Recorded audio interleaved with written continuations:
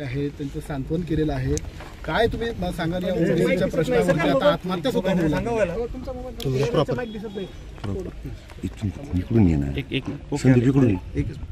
संदीप इकडून असं आहे की डॉक्टर बाबासाहेब आंबेडकरांनी 340व्या कलमामध्ये संविधानामध्ये असं स्पष्ट म्हटलं आहे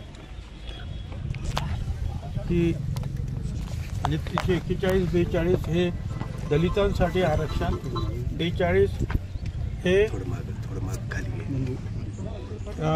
ट्रायबल आदिवासींसाठी आरक्षण. आणि त्यांनी म्हटलं होतं की ह्या ओपन कॅटेगरी सोडून एक आणखीन एक घटक आहे तो म्हणजे ओबीसी. तो ह्या हा फेसबुकला इतर मागासवर्गीय ऐकू दे ना मोबाईल मागे गेला हा इतर मागासवर्गीय जो आहे हा घटक फार मोठा आहे. लागला तुमचे हात बघा कुठे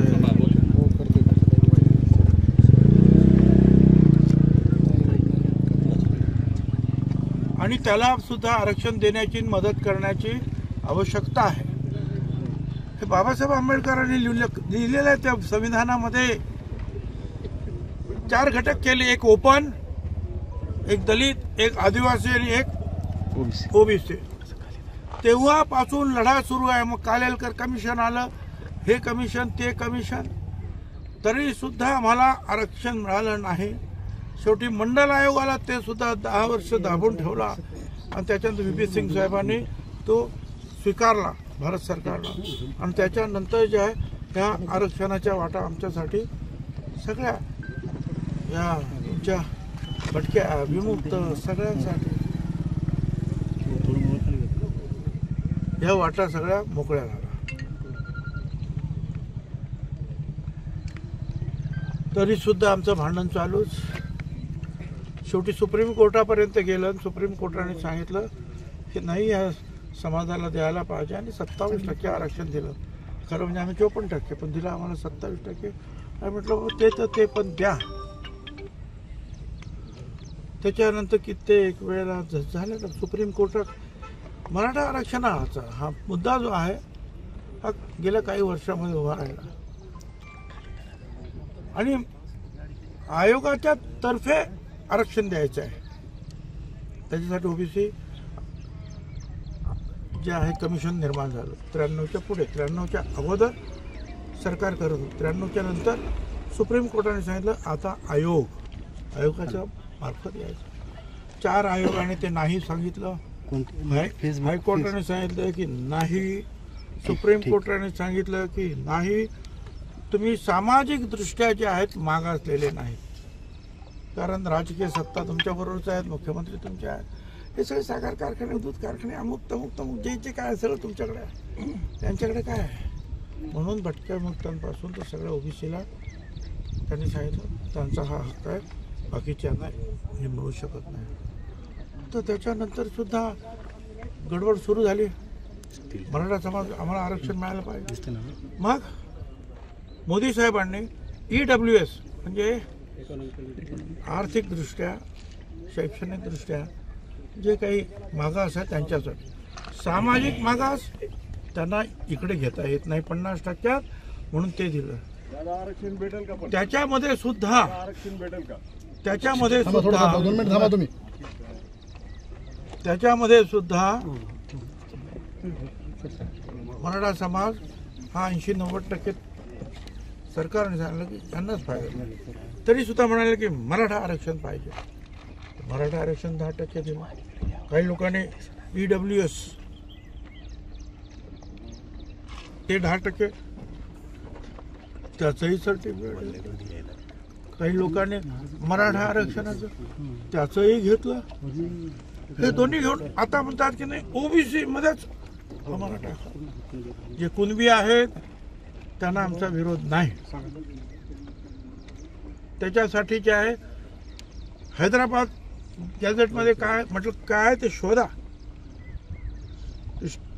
शिंदे समिती न्यायमूर्ती 2 वर्ष काम करते. ते गेले तेलंगणामध्ये, इकडं तिकडं हैदराबाद सगळे 2-2.25 लाख त्यांनी दिले. आता हे सगळ्या मराठ्यांनाच मिळालं पाहिजे. अरे काय.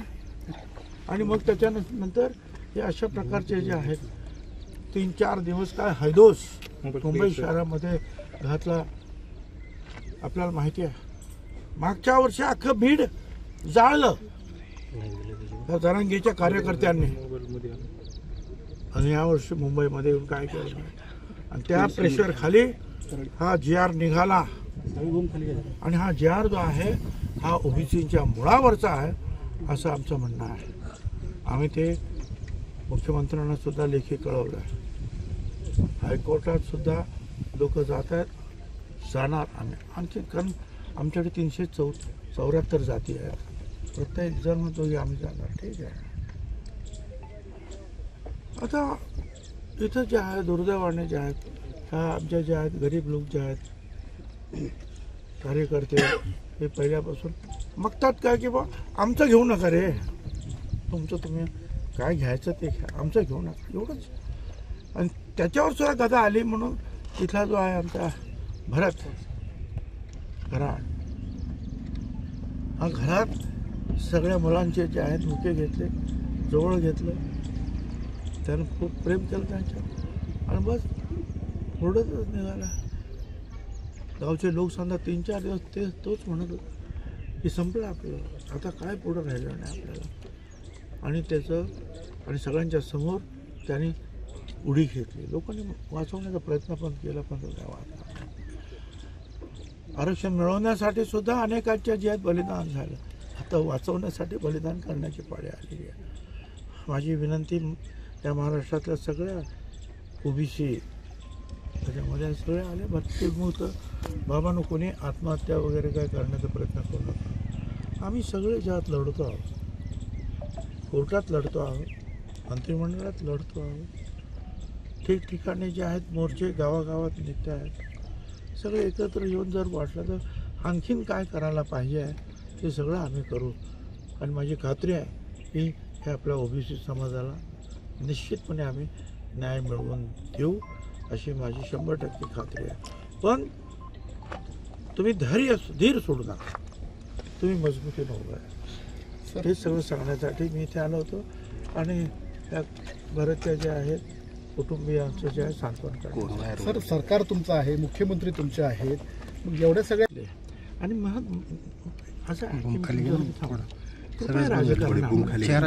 सरकारमध्ये सुद्धा जे आहेत ना वेगवेगळ्या घटकांचे लोक असतात आणि ते वेगवेगळ्या घटकांसाठी भांडत असतात. आता मी तर जे आहे गेली 35 वर्ष भांडतोय शिवसेना सोडून. त्याच्यामुळे जे आहे हे अशा ज्या विषयाला बगल देण्यापेक्षा पुढे काय चाललं आहे ते पहा.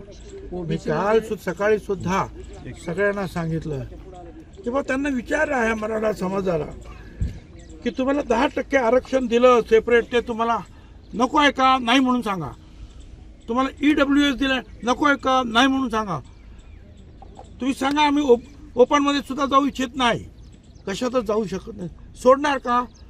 पण हे उत्तर कुणी द्यायला पाहिजे, जे सुशिक्षित आहे, ज्यांना आरक्षण म्हणजे काय कळतं आहे, फायदा कशात आहे, तोटा कशात आहे हे ज्यांना कळतं. अरे शिक्षण सम्राटसुद्धा आहेत ना, बोला ना त्यांनी. अनेक लोक आहेत, अनेक मंत्री, मुख्यमंत्री, माजी मुख्यमंत्री म्हणजे सगळे आहेत ना. त्यांनी सांगावं ना की आम्हाला नको मराठा आरक्षण आमचं काढून घ्या. त्यांनी सांगा आम्ही EWS जात नाही, त्यांनी सांगा आम्ही ओपनमध्ये जात नाही, आम्हाला फक्त ओबीसीच पाहिजे. फायदा कशात होणार आहे तुमचा, एक लक्षात घ्या. शैक्षणिक आणि नोकऱ्यांसाठी आणि त्याच्यासाठी संपूर्ण आर्थिक मदत हे महाराष्ट्र सरकार देत आहे. आणि तिथे सेपरेट तुमच्यासाठी आरक्षण आहे.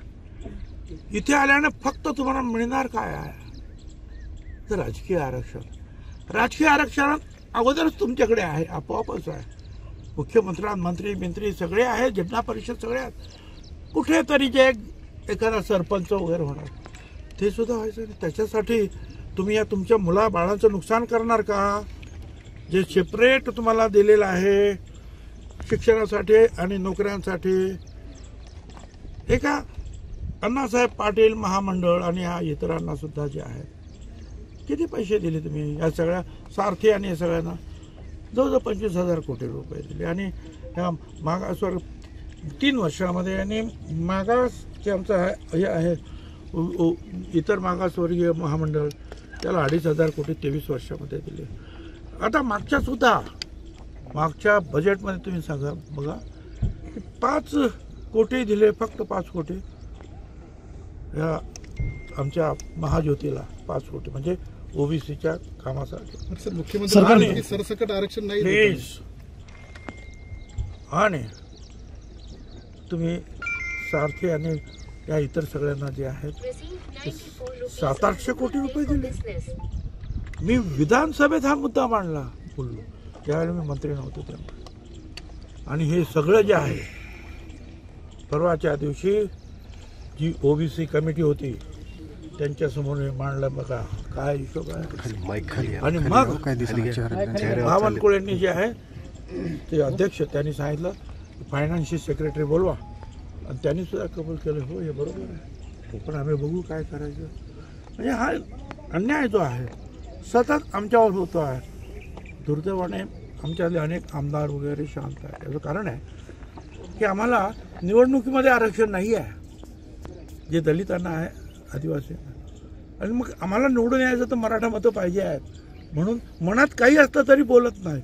अनेक मंत्री बोलत नाहीत, अनेक आमदार बोलत. आता आमचं काय राहिलो काय नाही राहिलो काय आम्ही तर जे आहे सगळं काही त्याग करण्याची तयारी ठेवली म्हणून आम्ही बोलतो आहोत.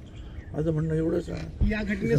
देणारे हात आहेत ना सर, देणारे हात तुमच्याच पक्षाचे आहेत. मग ते हात जरा भेदभाव करतात आणि हातावर टाकलं तुम्ही आता तर थोडे माईक खाली घ्यावं. कारण विश्वास आहे तुमच्यावरती. लढणार म्हणजे ही जे आहे सध्या आम्ही जे आहे प्रत्येक तालुक्यामध्ये प्रत्येक गावात आहे प्रत्येक जिल्ह्यात आहे आम्ही निवेदन देतो. का असं नको म्हणायला की तुम्ही सरकारकडे गेलो. आम्ही सरकारला पत्र दिलं की हे माझे मुद्दे आहेत. का हायकोर्टाने विचारायला नको की तुम्ही गेला होता का सरकारकडं.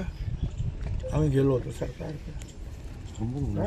आणि मग यातून काय होणार आहे त्या आता अनेक लोक सांगतात माझा कुठल्याही मंत्र्यावर राग नाही, पक्षावर राग नाही. अनेक सांगतात की नाही ओबीसीला आम्ही धक्का लावणार नाही. अरे जिथे एका ताटामध्ये 3 भाऊ जेवत आहेत तिथे आणखी 4 आणून ठेवले तर कोणाच्या वाट्याला काय येईल. आणि धक्का कसा लागणार नाही. तुम्ही आम्हाला बाहेर काढणार नाही, तुम्ही आमच्या याच्यामध्ये आणून बसवणार लोकांना. जाणारच ना सगळ्यांना. सर मुख्यमंत्री मोठा समाज आहे ना तो. त्यामुळे जे आहे आम्ही हे जे आहेत आम्ही त्यांना सांगितलं. आणि शेवटी आता आम्हाला माहिती आहे की अडचण त्यांची आहे. इकडे आड तिकडे विहीर चाललेलं आहे त्यांचं. पण आम्हाला खात्री आहे की या राज्यात आणि देशात अजूनही न्यायालय जे सुरक्षित आहे. न्यायदेवता आम्हाला निश्चितपणे न्याय देईल. एक शब्द जो आहे आम्ही त्यांच्यापुढे मांडू याच्यातून काय काय होत आहे आणि काय काय दिलं आहे हे सुद्धा आम्ही मांडणार.